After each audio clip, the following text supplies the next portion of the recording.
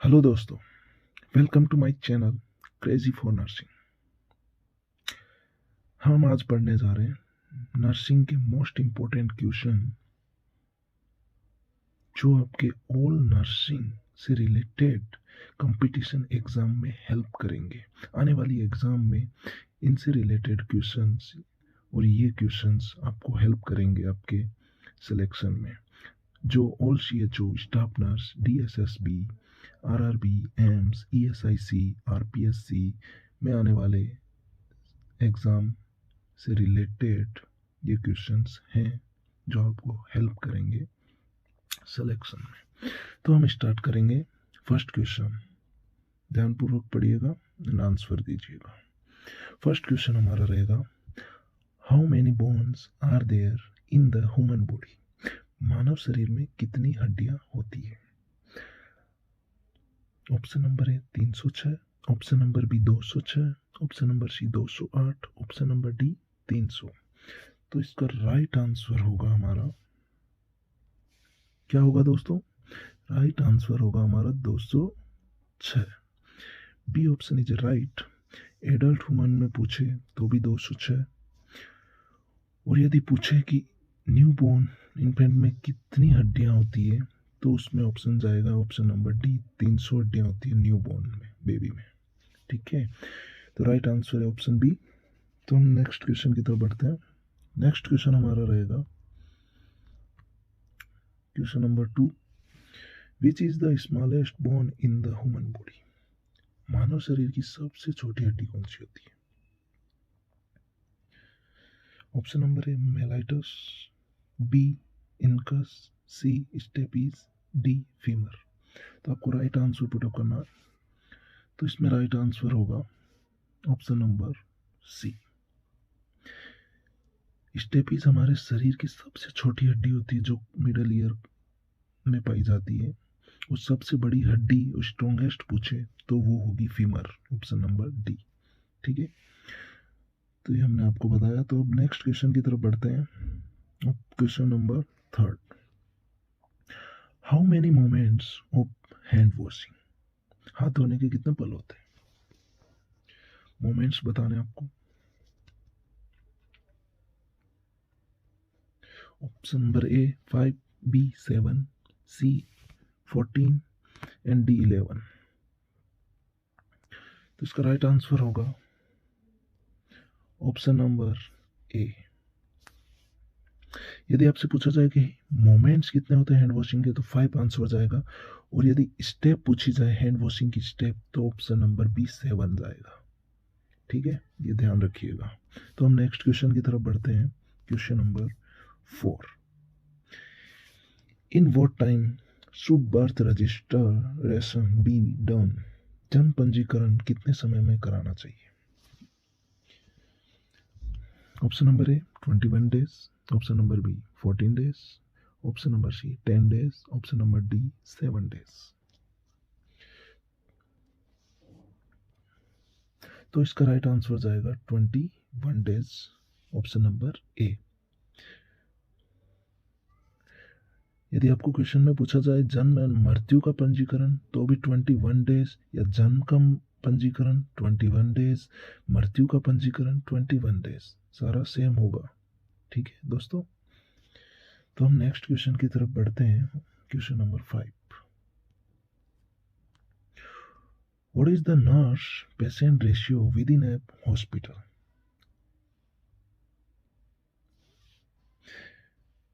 Sorry दोस्तों, यहाँ पे थोड़ी मिसप्रिंट है। इसमें पूछा गया हिंदी में, आईसीयू के अंदर नर्स मरीज अनुपात कितना होता है? आप हिंदी में देखिएगा। आईसीयू में पूछा गया है, आईसीयू में नर्स एंड पेशेंट का रेशियो कितना होता है? तो इसमें ऑप्शन नंबर ए है 2:1, बी है 1:1, सी है 1:2, डी है 1:4। तो इसका राइट आंसर क्या जाएगा दोस्तों? तो इसका राइट आंसर जाएगा 1:1। आईसीयू में नर्स एंड पेशेंट का रेशियो 1:1 होता है, ये ध्यान रखिएगा। तो हम नेक्स्ट क्वेश्चन की तरफ बढ़ते हैं। Question number 6, what is the method used to administer medicine into the ear called?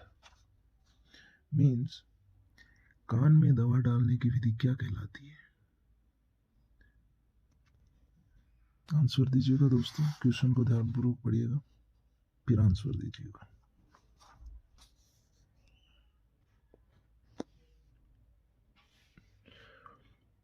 Option number है इंस्टॉलेशन, बी इंजेक्शन, सी इनहेलेशन, डी इनफिल्ट्रेशन। तो इसका राइट आंसर जाएगा इंस्टिलेशन। इंस्टिलेशन का अर्थ होता है कोई भी लिक्विड मेडिसिन जो आप कैविटी में इंस्टॉल करते हो, मीन जैसे एग्जांपल के तौर में ईयर ड्रॉप, आई ड्रॉप। ठीक है, तो इसका राइट आंसर जाएगा इंस्टिलेशन। नेक्स्ट क्वेश्चन की तरफ बढ़ते हैं। Question number 7, what is an example of objective data? Objective data का एग्जांपल बताना आपको इन चारों में से। Option number A feeling of worry, B itching, C discolouration of the skin, और option number D nausea and. ठीक है, तो आपका राइट आंसर बताना इसमें क्या होगा।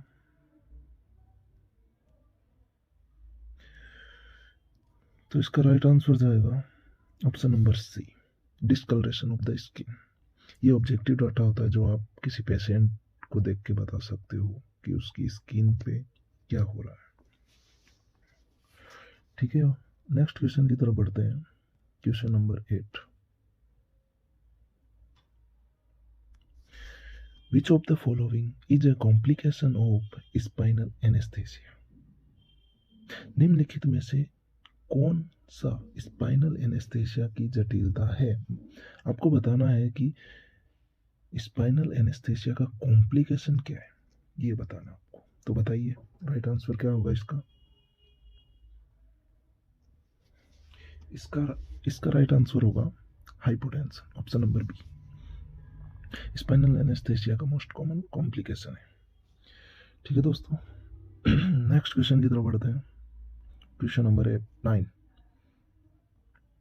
क्वेश्चन नंबर 9 बताना आपको, hospice is a treatment concept for हुम? हॉस्पिस किसके लिए इलाज का कॉन्सेप्ट है, या हॉस्पिस टर्म किसके लिए यूज होता है?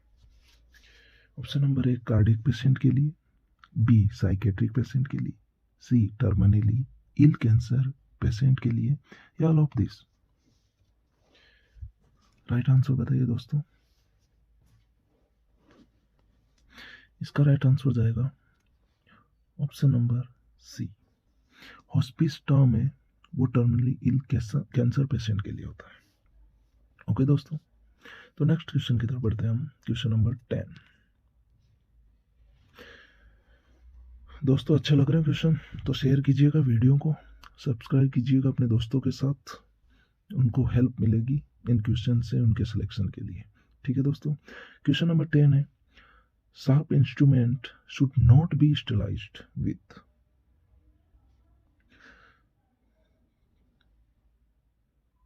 इस क्वेश्चन को ध्यानपूर्वक पढ़िएगा और आंसर दीजिएगा दोस्तों।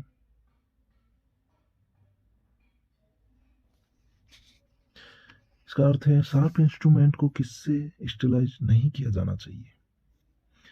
Option number A cooling, B boiling, C hot air oven, या डी एंटीसेप्टिक सॉल्यूशन के द्वारा। तो इसका राइट आंसर जाएगा boiling, option B. Sharp instrument को बॉयल कभी भी नहीं करना चाहिए क्योंकि उनकी जो धार होती है, उनका शार्पनेस होता है, वो कमजोर हो जाता है, कम हो जाता है। ठीक है दोस्तों, ध्यान रखिएगा। नेक्स्ट क्वेश्चन की तरफ बढ़ते हैं। Question number 11, which type of solution shifts water from cell to plasma? कोशिकाओं से प्लाज्मा में पानी को शिफ्ट कौन से प्रकार का समाधान करता है? ऑप्शन देखेंगे अब हम। क्वेश्चन तो समझ में आ गया ना दोस्तों।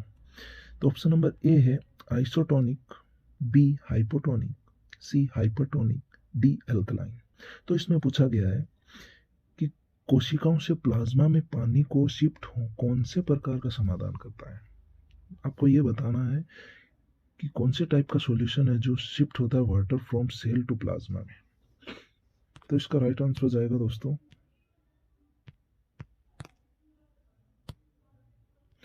ऑप्शन नंबर सी, हाइपरटोनिक। अब हम नेक्स्ट क्वेश्चन की तरफ बढ़ेंगे। Question number 12, which of the following are the responsibilities of a staff nurse? Staff nurse की निम्नलिखित में से कौन सी जिम्मेदारियां हैं? Option number A, quality care, B, observation and reporting, C, record keeping, D, all of this. तो दोस्तों आपको बताना है कि एक स्टाफ नर्स की क्या क्या रेस्पॉन्सिबिलिटी होती है। तो इसमें राइट आंसर हो जाएगा ऑप्शन नंबर डी, क्योंकि एक स्टाफ नर्स में क्वालिटी केयर होती है, ऑब्जर्वेशन एंड रिपोर्टिंग होती है, रिकॉर्ड कीपिंग, रिकॉर्ड करने की कैपेबिलिटी होती है। ये सारी क्वालिटी, रेस्पॉन्सिबिलिटी होनी जरूरी है एक स्टाफ नर्स में। तो नेक्स्ट क्वेश्चन की तरफ हम बढ़ते हैं। Question number 13, which is the most important route of excretion of drug? औषधियों के उत्सर्जन का सबसे महत्वपूर्ण मार्ग कौन सा है? ऑप्शन को ध्यानपूर्वक पढ़िएगा दोस्तों और आंसर दीजिएगा। Option number A, saliva and sweat, B, exhaled air, C, kidney, D, faeces. तो आपको राइट आंसर पुटअप करना है। तो इसका राइट आंसर हो जाएगा दोस्तों किडनी। किडनी हमारे शरीर की वो ऑर्गन है जो कि ड्रग के एक्सक्रीशन का मोस्ट रूट होता है। ठीक है दोस्तों, तो हम नेक्स्ट क्वेश्चन पढ़ने जा रहे हैं। Question number 14, what is the number of WBC time for any infection? इसका अर्थ है किसी भी संक्रमण के समय WBC की संख्या क्या होती है। यदि हमारे शरीर में कोई इन्फेक्शन हो गया है तो WBC की संख्या पे क्या फर्क पड़ेगा, ये आपको बताना दोस्तों। ऑप्शन नंबर ए, इंक्रीज होगी WBC, बी, डिक्रीज होगी, सी, अनचेंज्ड, या डी, टाइम फ्रेम। तो आपको राइट आंसर बताना दोस्तों।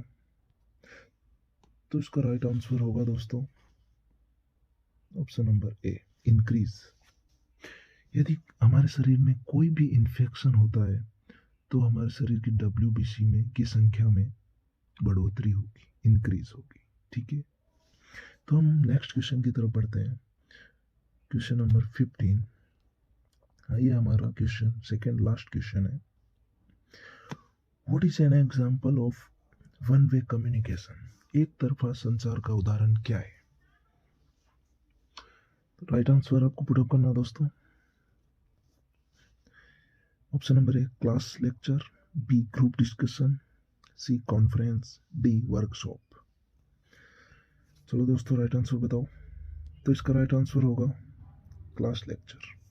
क्लास लेक्चर वो मेथड है जो वन वे कम्युनिकेशन में काम आता है। ठीक है दोस्तों, तो इसका राइट आंसर हो जाएगा option number A. Next question की तरफ बढ़ते हैं, हमारा ये लास्ट क्वेश्चन रहेगा। What is the response from the receiver to the sender called? प्राप्तकर्ता द्वारा प्रेषक को दी गई प्रतिक्रिया को क्या कहते हैं? Option number A, message, B, context, C, feedback, या डी, स्टिमुलस। इसमें यह बताना है कि रिसीवर द्वारा प्राप्त किया गया मैसेज कि उसकी प्रतिक्रिया को क्या कहा जाता है। ठीक है, तो इसमें राइट आंसर हो जाएगा दोस्तों फीडबैक। फीडबैक आंसर इसलिए है दोस्तों क्योंकि जब कोई मैसेज करता है तो रिसीव करने वाला वापस रेस्पॉन्स देने का काम करता है जो फीडबैक कहलाता है। तो इसका राइट आंसर हो जाएगा सी। थैंक यू दोस्तों, आज के लिए सारे क्वेश्चन आपको आपके सारे ऑल नर्सिंग से रिलेटेड कंपटीशन एग्जाम में हेल्पफुल रहेंगे। इनको ध्यानपूर्वक पढ़िएगा और आंसर दीजिएगा। तो थैंक यू दोस्तों, आपको वीडियो अच्छा लगा हो, क्वेश्चंस अच्छे लगे हो तो अपने दोस्तों के साथ शेयर कीजिएगा और क्वेश्चंस को ध्यानपूर्वक पढ़िएगा। लाइक, शेयर एंड कमेंट कीजिएगा अपने दोस्तों के साथ शेयर कीजिएगा, सब्सक्राइब कीजिएगा। Thank you for watching.